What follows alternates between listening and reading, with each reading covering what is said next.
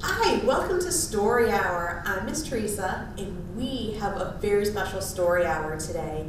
We are going to be reading stories about a very special holiday that's coming up, Thanksgiving.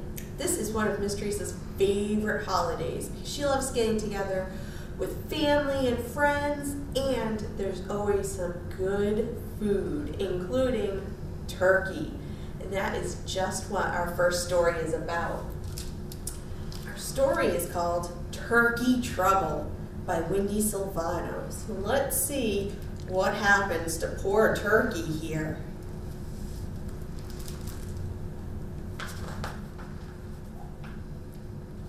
Turkey Trouble. Turkey was in trouble. Bad trouble. The kind of trouble where it's almost Thanksgiving and you're the main course. But Turkey had an idea. What if he didn't look like a turkey? What if he looked like a horse? Surely Farmer Jake wouldn't eat a horse for Thanksgiving. His costume wasn't bad. In fact, Turkey looked just like a horse. Almost. Look at Turkey there, with his brush attached to the back of his head, and he has his saddle on, but he doesn't quite blend in with those other horses. "Moo," said Cow. "Stop horsing around, Turkey." "How'd you know it was me?" moaned Turkey. "Too short," said Cow. "Gobble, gobble," grumbled Turkey. But looking at Cow gave Turkey a new idea. Surely Farmer Jake wouldn't eat a cow for Thanksgiving. Uh-oh, what does Turkey have planned? His costume wasn't bad. In fact, Turkey looked just like a cow. Almost. Let's see if we can pick out which one is Turkey. There he is. How silly does he look with his paintbrush and his mittens. "Oink, oink, oink," snorted Pig. "Holy cow! Is that you, Turkey?" "How'd you know it was me?" groaned Turkey. "Too skinny," said Pig. "Gobble, gobble," grumbled Turkey. But looking at Pig gave Turkey a new idea. Surely Farmer Jake wouldn't eat a pig for Thanksgiving. His costume wasn't bad. In fact, Turkey looked just like a pig. Almost. Oh, Turkey. Yikes, look at him there, with his cup attached to his beak, trying to blend in with all of those other piggies. "Baa, baa," bleated Sheep. "Quit being a ham, Turkey." "How'd you know it was me?" wailed Turkey. "Too clean," said Sheep. "Gobble, gobble," grumbled Turkey. But looking at Sheep gave Turkey a new idea. Surely Farmer Jake wouldn't eat a sheep for Thanksgiving. His costume wasn't bad. In fact, Turkey looked just like a sheep. Almost. There's Turkey at the back of the pack of those sheep. "Cock-a-doodle-doo," crowed Rooster. "Bad idea, Turkey." "How'd you know it was me?" howled Turkey. "Too brown," squawked Rooster. "Gobble, gobble," grumbled Turkey. But looking at Rooster gave Turkey a new idea. In fact, it was his best idea yet. He already looked a lot like a rooster. This costume would be easy. Surely Farmer Jake wouldn't eat a rooster for Thanksgiving. Or would he? rooster might be his next choice. Turkey worried. Since roosters and turkeys look so much alike, oh, gobble, gobble. Let's see what Turkey's going to do. Farmer Jake came into the barn. Turkey, turkey, turkey, come out, wherever you are. And off zooms Turkey. Let's hope he can stay hidden from Farmer Jake. Where's the turkey? Asked Farmer Jake's wife. I don't know, he said. I looked everywhere. Oh dear, what will we do without a turkey for Thanksgiving? Well, we could always eat the rooster, I guess. Good thing Turkey didn't try to hide like a rooster. Oh no, not rooster, thought Turkey. He looked around desperately for one more idea. Then he found it. I wonder what Turkey's going to do. It looks like he's in Farmer Jake's garden, and there's peppers and mushrooms and onions and tomatoes. Let's see what Turkey has in store. His costume wasn't bad. In fact, it was Turkey's best yet. Ding dong! Happy Thanksgiving! Did you order a pizza? Asked Farmer Jake's wife. Nope, he said, but it's a good idea. Look at how silly Turkey looks, dressed up like a pizza delivery man. So they all sat down and gobbled up the pizza. And it was Turkey's best Thanksgiving ever. The turkey sitting enjoying the pizza. That's the end. Turkey's safe for one more Thanksgiving. What a silly story that was. Turkey trying to blend in with all of those other animals on the farm. Turkeys aren't the only ones who celebrate Thanksgiving, or try not to celebrate Thanksgiving. Firefighters also celebrate Thanksgiving, and I thought we should read a story about how some of our bravest men and women celebrate Thanksgiving. In this story, called Firefighters Thanksgiving. And this story is by Mary Beth Bolitz. Let's see what happens and find out how firefighters celebrate Thanksgiving. Thanksgiving Day. This shift's begun. 10 firefighters at Station 1. Lou says, I can cook today. A list is made, and they're on their way. Look at all the firefighters doing different things. Some are making beds, some are sweeping or getting the equipment ready. Looks like a couple are even playing some basketball.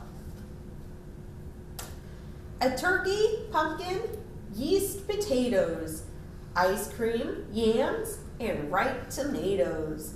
The cart is full, the shopping's through. A call comes in. It's 9:02. And down that firefighter slides down that pole. They're off to a call. They're getting on their special equipment. They have their special hats and their special firefighter jackets and pants. Sooty and Smoky, back to the store. They help mop up ice cream from the floor. They split the tab, then peel and clean. A call comes in. It's 12:15. Uh-oh, they just bought all those new groceries and they have to go back out on another call. Look at this firefighter. Looks like he's working with that fire hydrant while they put out those flames. Look how brave they're all being. They wash the trucks, hang the hose to dry, Roll out crust for pumpkin pie. Pack up gear and fill the tank. Plan the big next rookie prank. The turkey's frozen. Is it too late? A call comes in and it's 2:08. Off our firefighters go again to fight another fire.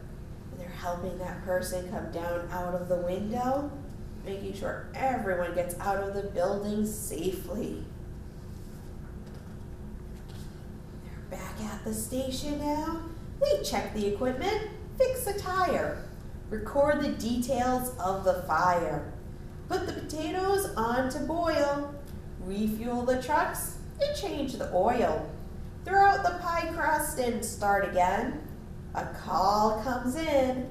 It's 4:10. Off our firefighters go to fight another fire. They've been so busy today. I don't know if they're going to be able to get that Thanksgiving dinner cooked as they fight another fire. Wow, look at this. The flames are very big and they're working very hard together to stay safe and put that fire out. But Lou is hurt. Firefighters worry. To the hospital in a hurry. The meal forgotten, some pace, some pray. They get the news, Lou's going to be okay. He'll be okay. Lou's going to be all right.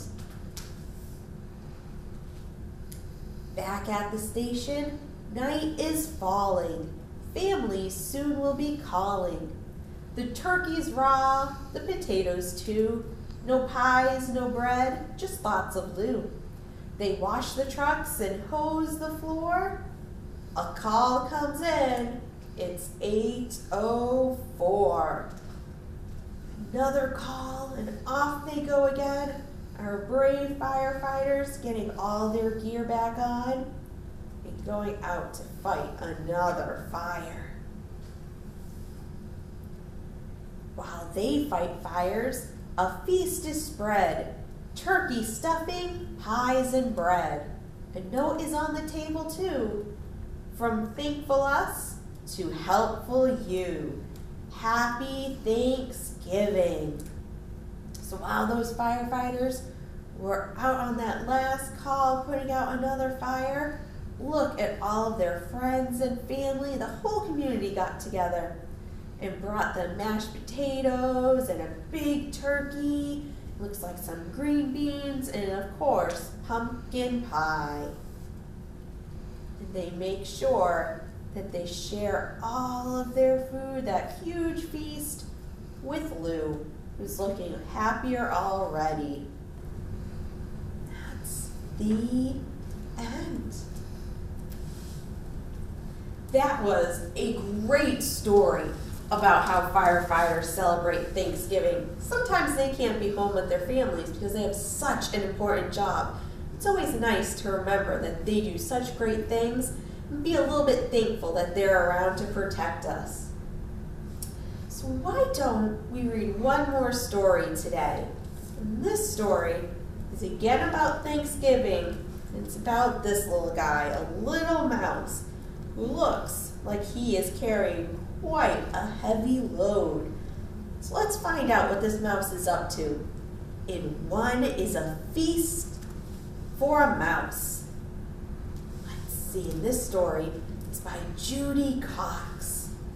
One is a Feast for a Mouse, a Thanksgiving Tale.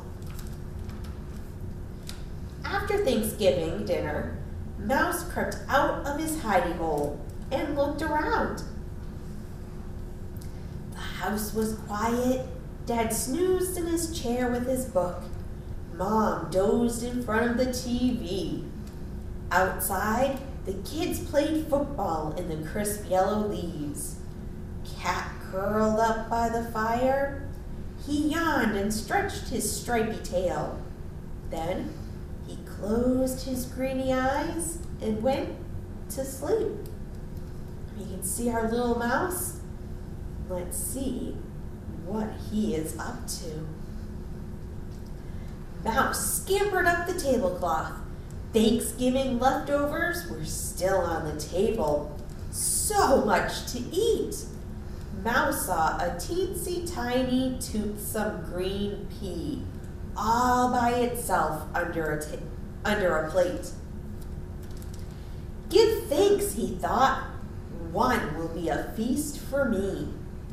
Mouse rolled the pea across the tablecloth to take back to his hidey hole. But his eyes were bigger than his stomach. He saw 6 leftover cranberries, glowing like rubies on a silver saucer. I'll just take one, he said to himself. One is a feast for me. He balanced one cranberry on top of the pea and started once again across the table to his hidey hole. Uh-oh. Think Mouse found something else he wants to take back to his home. Just then, he saw 3 olives, black and shiny in a dish. I'll just take one, he thought. One is a feast for me. He put the olive on top of the cranberry, on top of the pea, and carried the tidbits across the table. I wonder if Mouse is going to leave those pickles and carrots alone, or if he's going to take one of each also. Let's find out. Then he saw the carrot sticks, crunchy and munchy and orange. I'll just take one, he thought. One is a feast for me. He stuck one carrot stick into the hole in the olive, balanced both on top of the cranberry, on top of the pea, and started back to his hidey hole. Uh-oh, looks like Mouse has added something else to his stack. Let's see. Then he saw the mashed potatoes. Mouse potatoes! There was just one scoop left on the plate. I'll just take the plate, Mouse thought. What a feast I will have. He balanced the plate of potatoes on top of the carrot stick, in the hole in the olive, on top of the cranberry, on top of the pea. And Mouse started off across the table. Something tells me Mouse isn't quite done, and he is going to add something else to his stack. Then he saw the gravy, brown and luscious in the silver gravy boat. Gravy for the Mouse potatoes, he thought. I must have that for my feast. And he balanced the gravy boat on top of the mashed potatoes, on top of the carrot stick stuck in the olive, on top of the cranberry, on top of the pea. And he started off. I don't know how Mouse is going to be able to get all of that back to his little hidey hole, but he must have a plan. But then he spotted the pumpkin pie. One slice of pie, brown and dimpled with a collar of fluffy cream. So he balanced the pie on top of the gravy boat, on top of the mashed potatoes, on top of the carrot stick stuck in the hole in the olive, on top of the cranberry, on top of the pea. And he started off across the table. I think Mouse should just go straight home, not look at any more food on that table. The pie slid, but Mouse caught it just in time. Mouse bobbed and bobbled across the tablecloth on the way to his hidey hole for his Thanksgiving feast.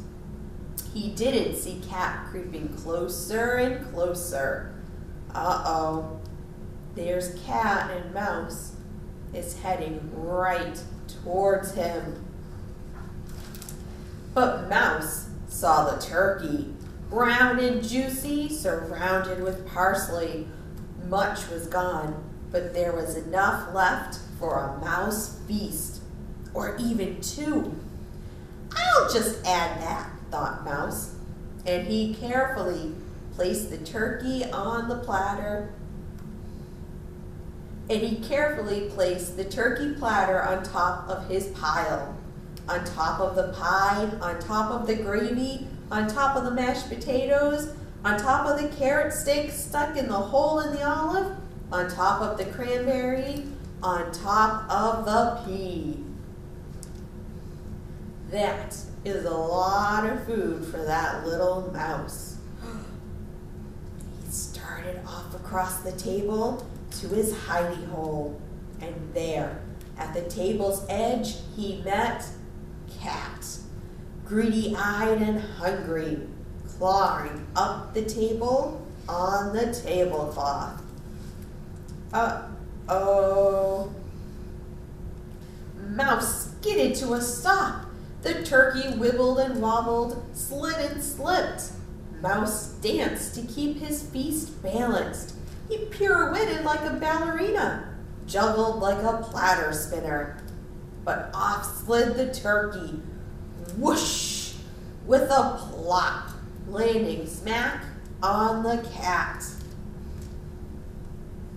Off jumps the cat, and it looks like all the food is tumbling.